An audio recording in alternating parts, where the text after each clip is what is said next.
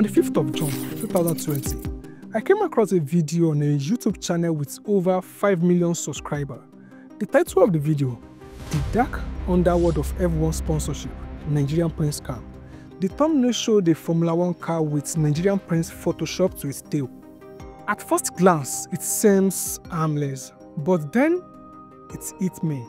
Another piece of content reinforcing negative stereotype about Nigeria.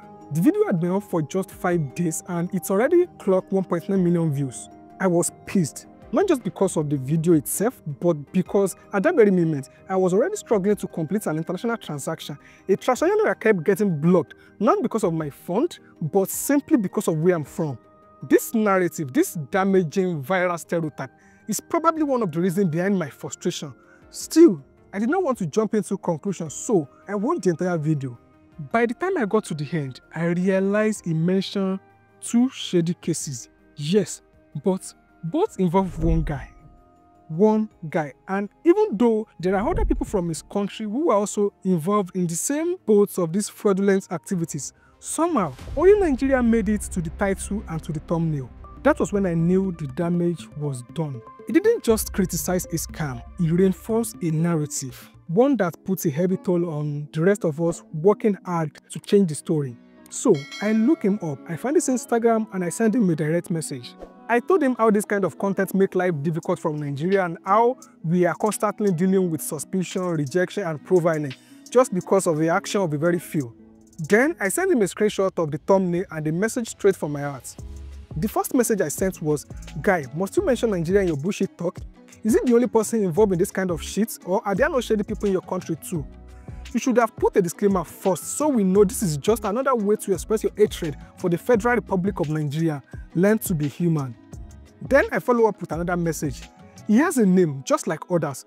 Why do you have to mention Nigeria? To my surprise, he replied with, "Olaoye, thank you for reaching out. I now see how offensive that is, and I assure you that was not my intent. You are right about shady people in my country. I think we have too many and I don't want to be one of them. I will make sure the thumbnail is changed as soon as possible. Have a good day." I reply with, "I just love my country and I'm trying all I can to make people understand that we are not all bad people.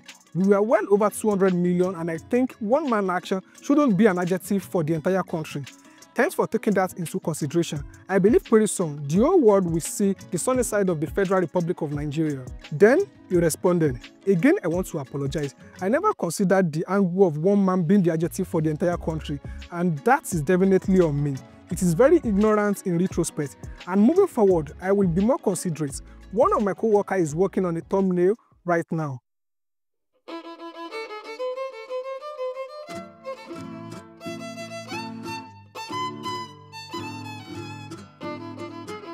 As of today, that same video has racked up over 7.6 million views. That's 5.1 million more views since the day I saw it.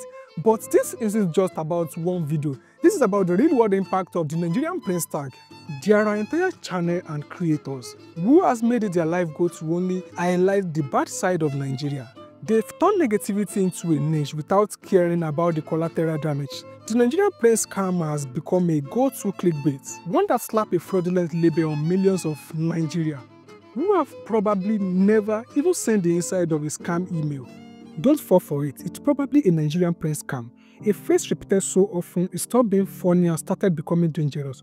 What began as a quirky internet fraud joke has now grown into something far more sinister, a weaponized global stereotype, a mental shortcut for people who want to disregard anything coming from Nigeria. And so, before you even speak, the world already has a story about you, one you didn't write and one that doesn't belong to you.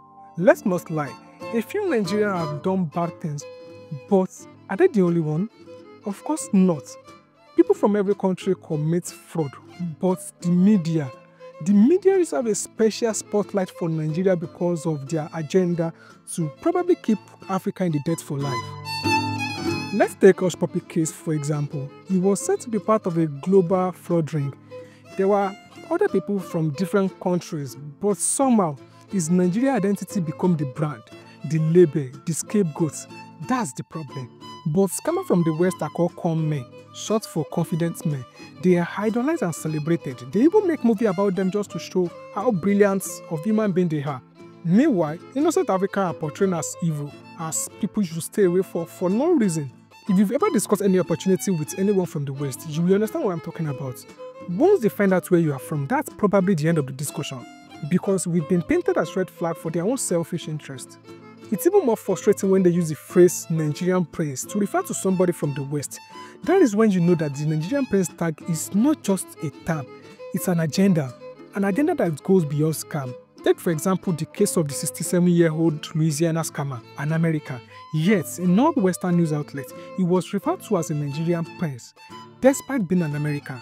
Take the NBC News headline for instance. The news headline reads, Nigerian prince scammer was a 67-year-old from Louisiana, police says. Just imagine, an American citizen suddenly become in Nigeria because he committed a crime.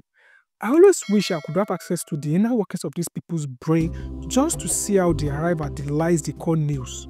If a person does something wrong, the right thing to do is to mention their name and what they did. But in the case of Nigeria, the country name comes first. Why? What other explanation do we have to justify this than the fact that it's an agenda to wrongfully label Nigeria? Something like, if we can get Nigeria, we can get Africa. Let's be clear, I don't support fraud. I never will. But this selective labeling is dangerous. It's affecting our business, our life, our dignity. And we are not even the one committing the crime. Honest, hardworking Nigerians now have to work twice as hard to prove they are not what the Western media portray.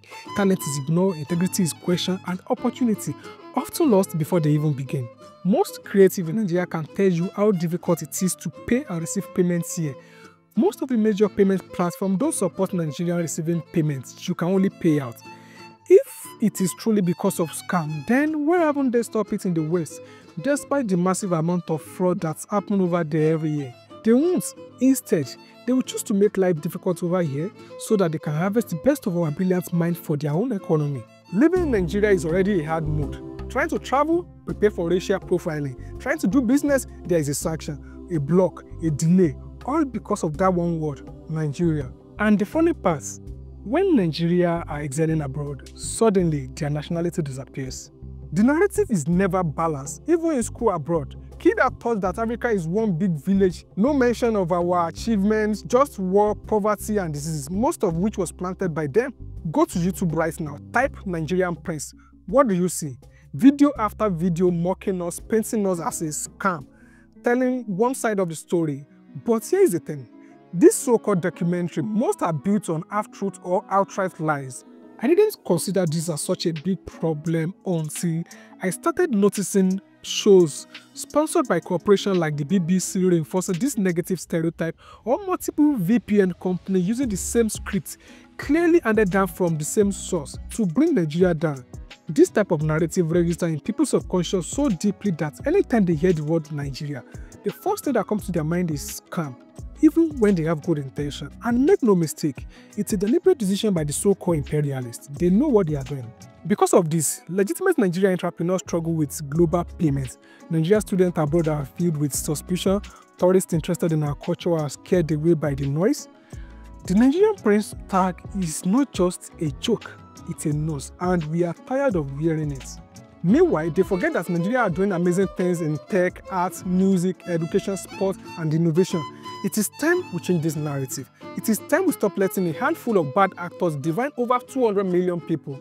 Nigeria is more than a scam story. We are creators, builders, hustlers, innovators, and positive change makers. The world needs to start seeing Nigeria for what we are and not what the enemy projects.